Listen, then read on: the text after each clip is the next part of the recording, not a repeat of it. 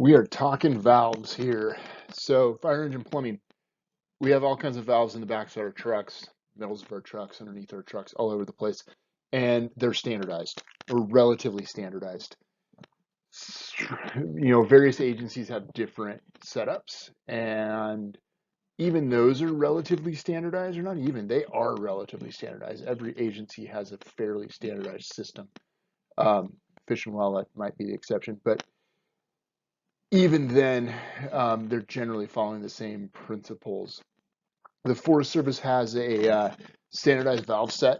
So the 20 standard valves, or rather 22 now, and we keep adding more. When I did Engine Academy 18 years ago, it was only 13. So we're adding things to the mix, and we certainly have things we don't use anymore, but they haven't really left the identified list.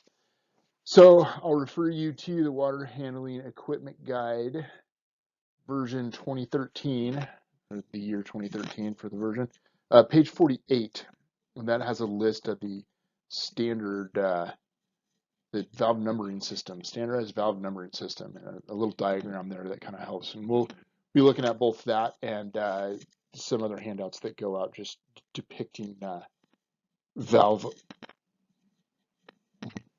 you use to do certain things here at the end of this. But to start with, we'll go through those valves one by one. So, number one, your tank to pump valve. That would be the valve that allows water from your tank to flow to your pump so that you can pump water. So these vary a little bit. They vary a lot less than they used to. Let's see if I can make this work. So on this guy here, you're looking at a drawbar. That's like your typical Type 6 engine. You pull that drawbar and it actuates the valve that's back behind it. Because I don't have a picture of the valve here. But it's just a quarter turn valve, just like a discharge. We'll see lots of them as we go. You pull that drawbar, that's your number one. And that gets water from your tank to your pump. Okay, same thing up here. This one right here is also a tank to pump number one. On your Type 3s and potentially on some Type 4s, you might end up with a air actuated valve like this where you have a toggle switch with the old aircraft safety cover over it, which are pretty cool. And that little toggle switch activates an air actuator on the valve. The valve is still a quarter turn brass valve under the truck. It's just remotely controlled by that switch.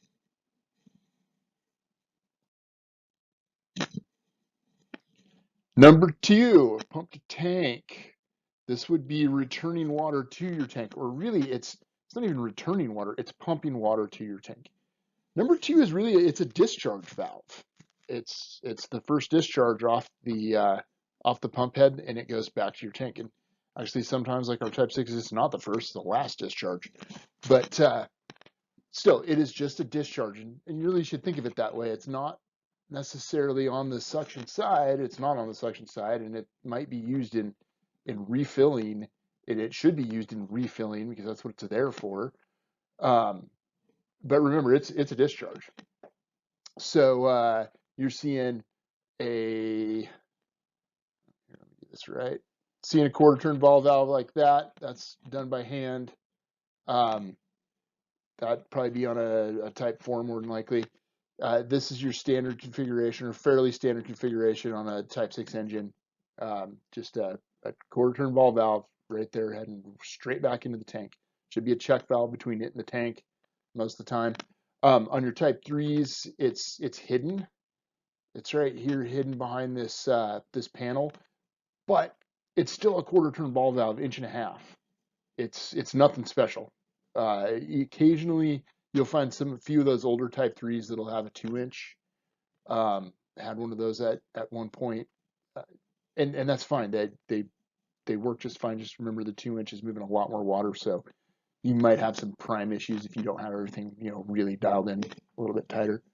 But generally they're going to work fine. So That's your pump to tank valve. Number 2.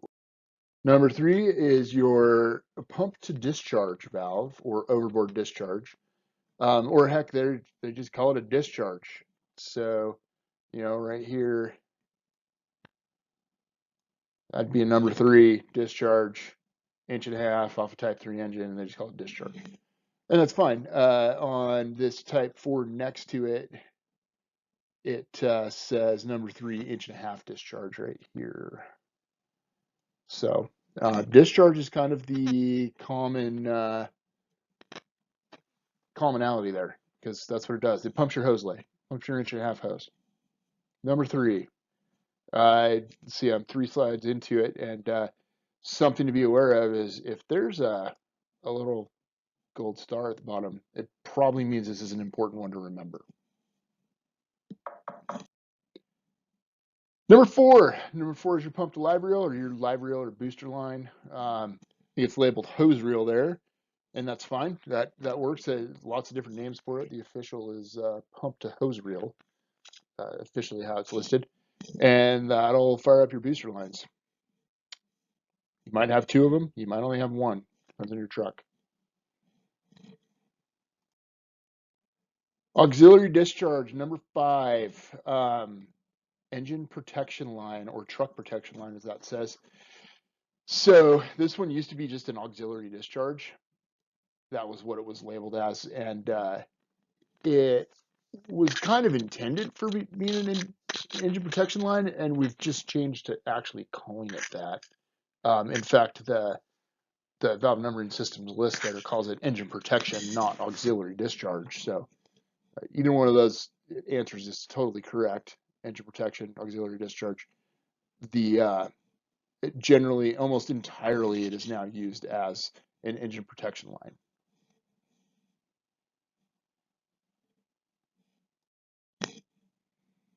Number 6, pump to primer, or just your primer valve. This is an interesting one because this guy right here, right here, your primer valve, it's a primer and a switch. I'm sorry, it's a valve and a switch. So you pull that thing, it opens the valve, and it actuates an electric switch. That switch turns the little motor on in your primer. But water can't flow unless you pull out on that handle and open the valve. We'll take one of those apart and take a look at it in class so you can see how they work and how to clean them so they don't stick anymore. When I'm looking at these other ones, this water is here. I'm not actually sure what that came off of. It's possible that that's a electric switch that both actuates an electric valve and fires up that primer. Or you may have to manually throw a primer valve before you activate that electric switch. Here on the picture on the right there, that's the diaphragm primer farm type thing. They work really well. They're very effective. And I believe it's that valve right there, that little guy. You have to throw that valve, small little quarter turn valve, to make that work. And then once you fire up your pump and you're running water, you want to make sure you close that or you will pressurize your diaphragm and potentially break it. Don't see a ton of diaphragms on trucks anymore, but they're still out there and they're actually really useful as a spare. Number 7, adjustable pressure relief valve. This valve is really what you're looking at here is this guy, and that's the control for it. The valve itself is inside the truck underneath it in the big plumbing components. That valve can be set to a specific pressure, and if you exceed that pressure, it will open a valve and bleed all the extra volume off into the tank. We're not getting these anymore. They're really great. They have a really good application in the structural world when you're plugged into hydrants and moving high volume. We don't move high volume. We move high pressure. really not what this thing was designed for. Um, but they are still out there. The idea that this was going to be the trick, the answer to mobile attack in a PTO truck. This was a really popular idea that you could set your pressure. I want my pressure to be 150 psi. Set my pressure, and if the driver, throttles up, I don't overpressurize the nozzle min. Instead, it bleeds it all back into the tank. And that was a great idea, and in theory, it'd be wonderful if we could get it to work, but we're moving such low volume, it doesn't really work that well. It's not as sensitive as we would want. And really, if you're, geared down the way you should be, especially with the automatic transmissions we have anymore, overpressurizing the nozzle min is not really a problem. So yeah, you need to have quite a bit of RPM to be able to get the pressure up to where they can't handle it. And you'd have to be moving high volume, which if you're doing mobile attack, you probably don't want to be. Anyway, that's an adjustable pressure relief valve. Be aware of that it's there. That's what that little wheel does. Those things have to be exercised regularly, weekly, if not daily, or they will get sticky. And if it decides to stick in the open position and you can't get it to close, you will not be able to build any more pressure than whatever it's set at. And that can be very problematic. It happened to me. Mine stuck open at about 30 psi, and we were in the middle of a lightning bust.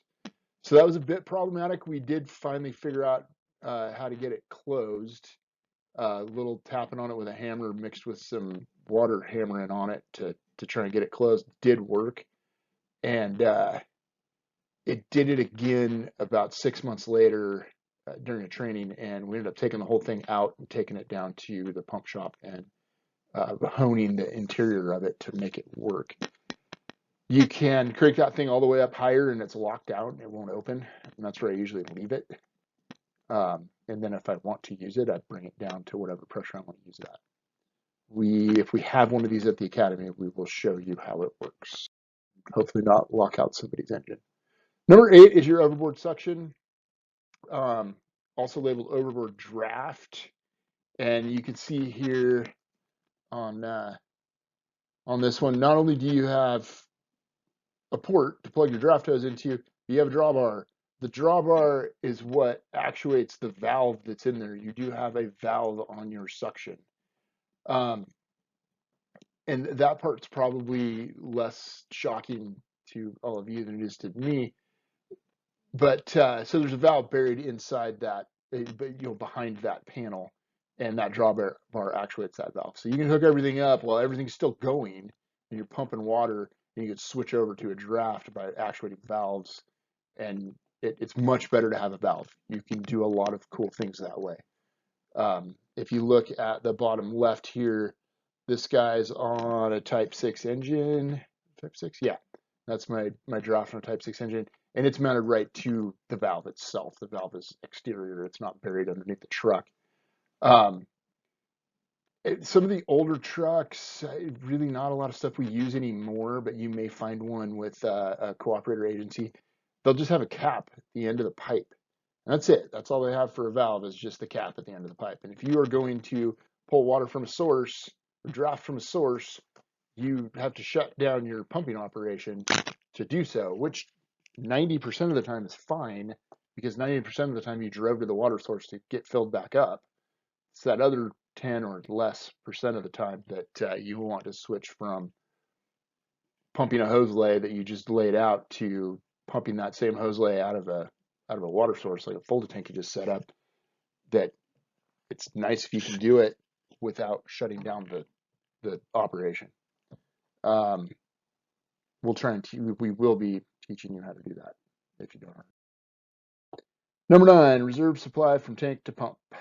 I don't have a picture because I haven't seen one ever. But once upon a time, we used to have a reserve tank of 30 to 50 gallons in some of our trucks, and there was a second valve that you could open to tap into that reserve, safety water or whatever you want to call it.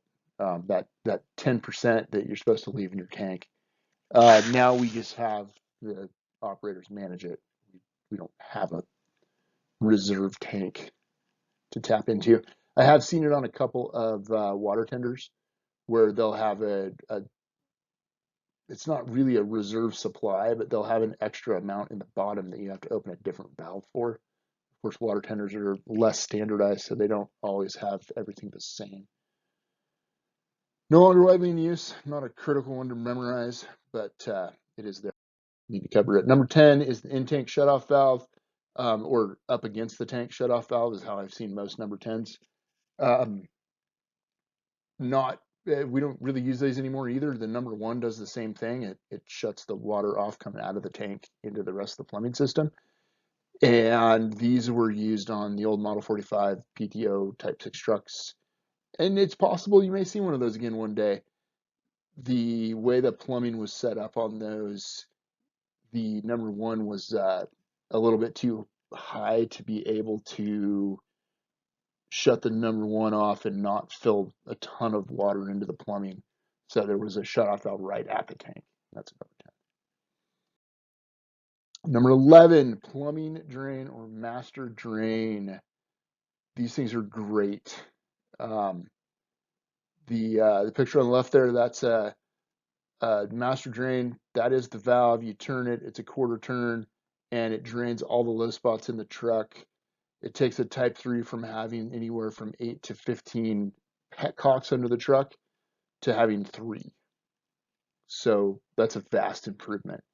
On the right, this guy right here is attached to a collector valve that you pull that lever out, and there's like a cord piece of wire, and it pulls open the valve, and it drains all of the drain lines in the truck at one point. They all come down to the same valve. This has completely eliminated the need for petcocks on Type 6 engines in general. I don't believe there's any left. So, number 11, master drain. Number 12 is a pump coolant clean out. This one, we hadn't seen one, we hadn't really had one of these in a long time. And then the last couple evolutions of engines that came out, standards were, they had them on there. It's like, oh, wow, that's cool. So your bypass is your number 17. We'll get to it in a minute. And my mouse here. It's circulating that water from the pump back into the tank. And as it does that, it has a little filter in there. Well, if you have a bypass cleanout, it has a filter in there. And every so often you need to clean out that filter.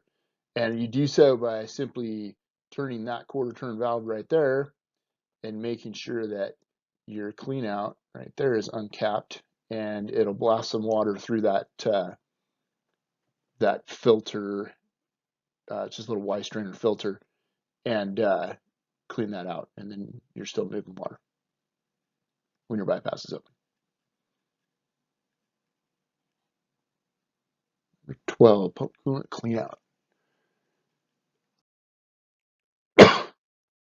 Number 13 is a gravity drain, and it can be a direct fill or dry fill setup. We'll focus on the gravity drain because that's my preference. But so big truck here, Type 3, but it's an older one. So big square tube, you open that valve up and you dump all of the water out of your tank. That's how it's going to work. That's a gravity drain. These are the newer Type 3s have this, and that's 1.5 inches. Yeah, I think that's 1.5 inches. That might be 2 inch. Anyway, it's probably 1.5 inches. That's a gravity drain. It's just a piece of pipe that goes straight into your tank, and you can dump your water out of it. One thing that's handy with the valved one, like on the newer Type 3s, is you can hook up a piece of suction line to that with a reducer on it, and you can dump the tank of water and you actually direct it. It can be kind of handy. They're just gravity out of a tank. That's it. When you do that, you would usually use that to fill a full tank or to dump the water out. like a Type 6 engine, it has a number 13. It has a gravity drain at the bottom of the truck. It's just not useful for anything but draining the tank. You can't actually do anything else with it. And then we have dry fills. So dry fills are a bit, well, they're interesting. So it's more or less a direct line that goes into the tank that you could hook up a hose to, and using a portable pump or off a hydrant, you can push water in without having to climb up on top of the truck. It's a great idea. Um, there's a couple problems with that we'll hit on in the hydrant section, but briefly, that do not exceed 50 psi is very important. If you exceed 50 psi, the potential to damage your baffling and your poly tank is very high. If you do it once, you're probably okay. If you do it 10 times, you're probably okay. If you consistently do it a lot, you will break it. It will overpressurize your tank and you will cause significant damage. I have done it. They're very difficult to fix. We had to strip all the diamond plate off of, well, this truck over here, on this truck over here. All that diamond plate had to come off, and a guy had to come and climb into the tank and re-weld it all together. So be very careful with those. We'll get a little more into it later. Backflow prevention is your other issue with dry fills. You don't have it, and that's kind of a big deal. It's something we'll cover in hydrants. That was number 13. So number 14 is foam differential valve shunt. So it's basically a bypass for the foam unit to move around the proportioner and then out. And really, with the foam units that we use these days, this doesn't even exist, or it's built into the system and you don't have to worry about it. So on some of the older trucks, it's out there, but yeah, I haven't ever seen one. So number number 15 is a pump transfer valve. The pump transfer valve allows a specific kind of pump that can do this, and it's built with a transfer valve, to switch between a pressure mode where the impellers are in series and a volume mode where the impellers are in parallel. So if you think of a Mark III pump head, there's four sets of impellers in there, right? We say it's a four-stage pump. Well, those stages of that pump are in series and they build pressure as they go. It flows in to the first impeller slings it out, flows into the next, and so on. On the pumps that have pump transfer valves, they tend to be two-stage. It's not guaranteed, but generally what I've seen, they're a two-stage pump, or they have two sets of impellers, and they may be staged as in a series configuration, or you flip the pump transfer valve and they'll flip over to a parallel type higher volume flow. I'll show you a diagram here in a second. These are really rare anymore. We used to have them with I think it was the Darley JMP 500s, and we don't use those at the moment anymore for a lot of reasons. Mostly for standardization, and they weren't probably the most efficient. Well, not efficient. They were a good pump, but they probably weren't necessary. It wasn't necessary to have a volume mode, but the rest of the truck was exactly designed around it. That being said, we did have them for a while, and you could run into them. They're also, you'll find them on like structure apparatus. They're somewhat more likely to have. So this is a descriptor, a diagram of how that pump transfer valve would work. We have on the left there in pressure operation, you see down at the bottom is our pump water coming in, right? Also, water could come in this way, except it doesn't in this case. Okay, it goes up into the pump here. The pump throws it out to the outside, and it comes back around and into the other impeller, which speeds it up and produces more pressure. Okay, then it comes out the discharge. And if I'm in volume mode, there's both this flapper valve here and an intake process here that's down here that's all hidden. But water's going to come in my intake, going to go into my first impeller. It's also going to come in here and go into my second impeller. And this flapper valve up top is going to be open, and water flows out, and water flows out, and I'm effectively parallel pumping with one pump. So I'm getting more volume capacity um, at a given pressure set, but really just think of it as getting more volume. And while most of the valve itself is hidden within the pump, this is the control. So this is the valve, or at least the control of the valve. And you can see that it moves one way or another for pressure or volume.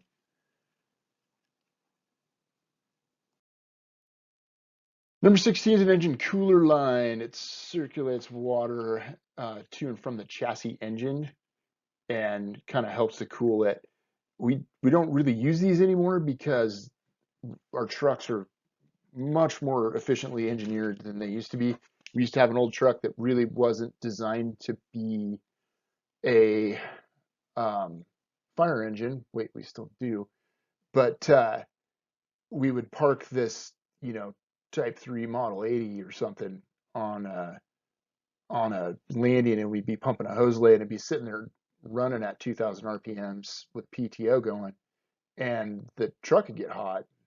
On some of those, you would pop the hood, and on some of them, you wouldn't pop the hood to make sure you get better airflow and all that. Well, this was one of the things that you could do to help keep that main drive engine cooled off. Was a engine cooler line. Nonetheless, I'd seen them on a handful of. No, the only thing I've seen them on is maybe a cabs unit recently. So um, not not really very common out there. It may come back.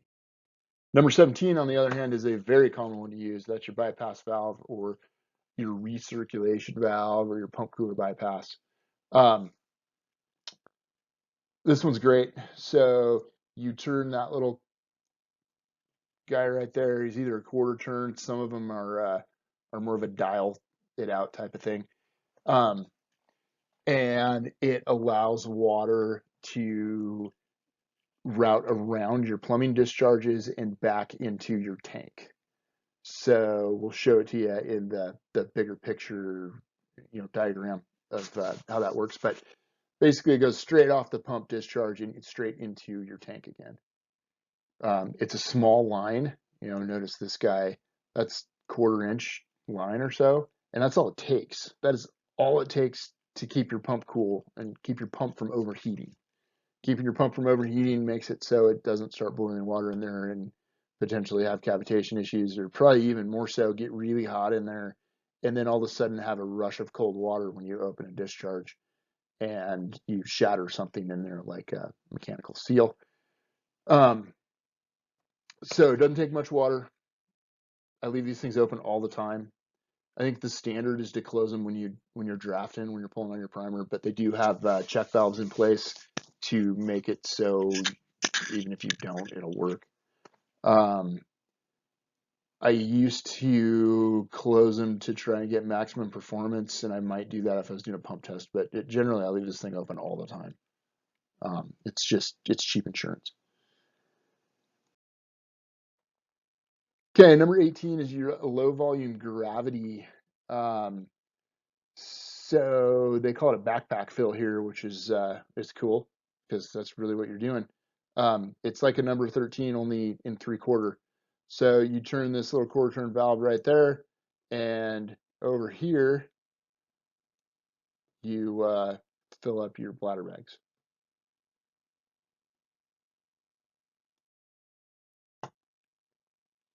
Number 19 is clear water discharge.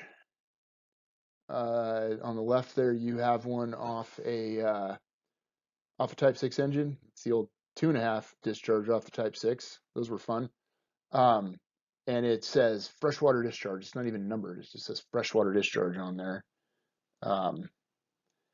The idea here is that it's a discharge that foam hasn't gotten into yet or can't get into. Your foam unit is over here. Your foam injection is over here on this. And I come back up and there's a check valve in here and there's a check valve in here. And theoretically, you don't get foam to come backwards into the system and then contaminate this water, and you can spray it around a water source like a creek or something and not kill fish and sink ducks. Here's one on a Type 3. It's a little bigger, and maybe that has a purpose, and maybe it gets necked down 1.5 inches since that's the kind of size of hose we tend to have. But this one's an important one to remember. They can come in handy a lot of times, a lot of places. So don't use it every day, but I do use it at times. Number 20 and 21. Let's see. Book answer. Number 20 is the feed number 2 and or 19. So it's an isolation valve. And I don't even have a picture of one because I don't have one. I've only seen one ever. And it was on a Type 3 off the Mount Baker Snoqualmie.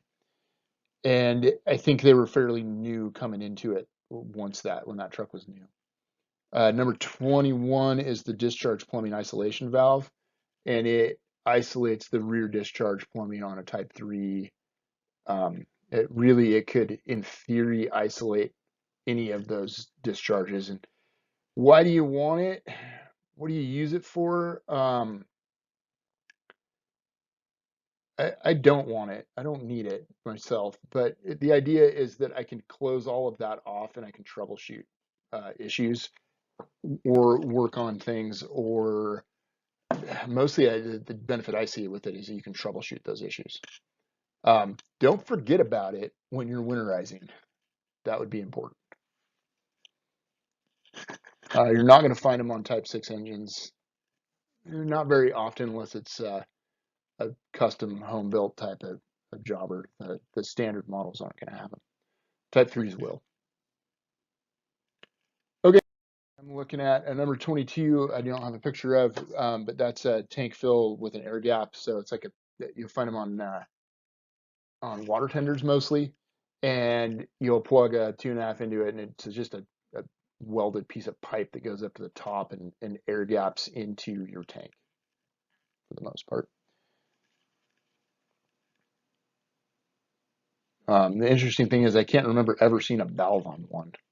So nonetheless, it's an apparatus, I suppose. Another thing that you have in your plumbing configuration are strainers. So your Type 6 engines are going to have a Y strainer like this guy over here. It's not going to be red. It's not actually going to be like that one. It's going to be stainless steel and have a cap. Remember to drain the water out of those when you're winterizing. But inside of that, there'll be a screen that'll catch rocks and debris and keep it from coming through your pump. These guys need cleaned out ever so often. Depends on how dirty a water you have, or if you have, little kids throwing sticks in your tank.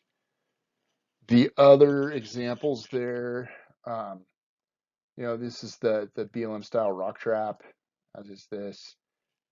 They do the same thing. They just work a hair differently. I don't prefer those. I prefer the Y strainer with the big holes in the mesh because water flows better through it and I get more performance. But hey, they keep the rocks out and they keep my pump turning, so they're a good thing. All right, back to page 48. All those valves are listed on page 48, but you also have this diagram that shows you where some of these things are. So the general configuration on a fire engine is that you'll have a tank, and your water will come out and through your tank to pump, or your water will come out from a source. Ooh, my arrows aren't very good, sorry. and it'll go up into your pump, and then from your pump, you can discharge to the fire, you can discharge it into your tank, or that's pretty much it. Um, that's your primer. So one piece with that pump cooler, that pump cooling line is this guy right here. And it just goes straight into your tank. And the important thing to remember, obviously I'll hit on that here in another slide, just a moment. So some things to remember, note there's a star at the bottom. What valves do I need open to be able to accomplish a task? This says pump to fire. Well, really it's tank to fire, not pump to fire, because we're tracking it all the way back to the tank. And that just makes more sense to me. But whatever. You may see it referred to as pump to fire. You may see it referred to as tank to fire. It'll probably be a word problem type thing that says if you're pumping from your tank to a fire, what valves do you need open? Well, I'm starting in my tank here, and I come down and I go through my number one. So my number one's going to have to be open, and then it comes through my pump. I have to get my pump primed up, and then I'm discharging out, and I could either go through number 4 or number 3. All right, that's it. That's pump to fire, or better yet, tank to fire. So you'll need your number 1 valve open and a 3 or a 4.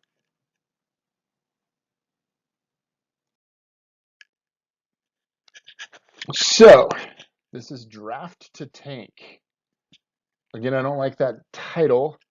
To me, this is source to tank, because out here somewhere I have a source and I'm pumping it into my tank through my number 8. So yeah, and draft to tank, my pump is always drafting water. It's always pulling water from somewhere. But more on that on the pump theory piece. So if I am draft to tank, if I'm drafting water into my tank or pumping from a source into my tank, I go through my number 8, so my number 8 needs to be open, and I go through my pump, and I go through my number 2, so my number 2 needs to be open. Probably not in that order. They probably need to open the number 8 and get your pump primed up and build a little pressure, and then open your number 2. I wouldn't start with all of them open, but the idea is you need to end up with those 2 open, make it work. And draft to fire or source to fire would be my preference, but that's okay. I'm doing the same thing, and I mentioned it before, maybe I didn't, but when I was talking about the number 2 valve, it's just a discharge. So I like to look at my pump as, or I like to look at my engine plumbing as, use this guy, whoops, went too far. Down here is my suction side. I pick one or the other. I'm either going to pump out of my tank or I'm going to pump out of my source and through my number 8. And then on the top side, I'm looking at my discharge. I can discharge water anywhere. In this case, we're talking about discharging to a fire. So from my source, I'm going to pull water in through my number 8, which will need to be open, over here, and out my number 3 or number 4. Okay, while you're doing that, plugged into this source, you could also theoretically be pumping water into your tank. There's no reason you couldn't do so unless the volume demand on the hose lay you're pumping is so high that you can't do it. So you can always refill while you're pumping a hose lay. Something to remember. And in fact, one other piece with that is that your pump bypass line is going to be charged. And if that valve is on and you're pumping from a source to a fire or draft to fire, and your cooler line, your pump cooler bypass line is open, you're going to be refilling your tank at 7 to 12 gallons a minute anyway. So it's likely that at some point while pumping this hose lay, your tank's going to get full and start to overflow. And that's what's causing it, because your bypass line is open. There's a handful of ways to deal with that, and maybe we'll explore that another time, but the easiest piece is just to shut your bypass down. But make sure somebody's still flowing water out in your hose lay if you do that. Okay, that concludes our session on valves. Number 15 is a pump transfer valve. The pump transfer valve allows a specific kind of pump that can do this. It's built with a transfer valve, to switch between a pressure mode where the impellers are in series and a volume mode where the impellers are in parallel. So if you think of a Mark III pump head, there's four sets of impellers in there, right? We say it's a four-stage uh, pump. Well, those stages of that pump are in series and they build pressure as they go. It flows in to the first impeller slings it out, flows into the next, and so on. On the pumps that have pump transfer valves, they tend to be two-stage. It's not guaranteed, but generally what I've seen, they're a two-stage pump, or they have two sets of impellers, and they may be staged as in a series configuration, or you flip the pump transfer valve and they'll flip over to a parallel type higher volume flow. I'll show you a diagram here in a second. These are really rare anymore.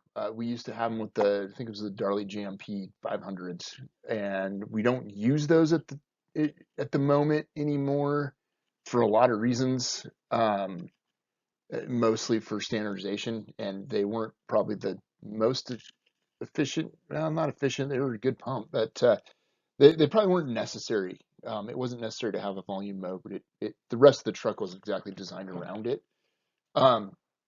That being said, we did have them for a while, and you could run into them. They're also, you'll find them on like structure apparatus. They're somewhat more likely to have one. So this is a descriptor, a diagram of how that pump transfer valve would work. We have on the left there in pressure operation, you see down at the bottom is our pump water coming in, right? Also, water could come in this way, except it doesn't in this case. Okay, it goes up into the pump here. The pump throws it out to the outside, and it comes back around and into the other impeller, which speeds it up and produces more pressure. Okay, then it comes out the discharge. And if I'm in volume mode, there's both this flapper valve here and an intake process here that's down here that's all hidden. But water's going to come in my intake, going to go into my first impeller. It's also going to come in here and go into my second impeller. And this flapper valve up top is going to be open, and water flows out, and water flows out, and I'm effectively parallel pumping with one pump. So I'm getting more volume capacity at a given pressure set, but really just think of it as getting more volume. And while most of the valve itself is hidden within the pump, this is the control. So this is the valve, or at least the control of the valve. And you can see that it moves one way or another for pressure or volume.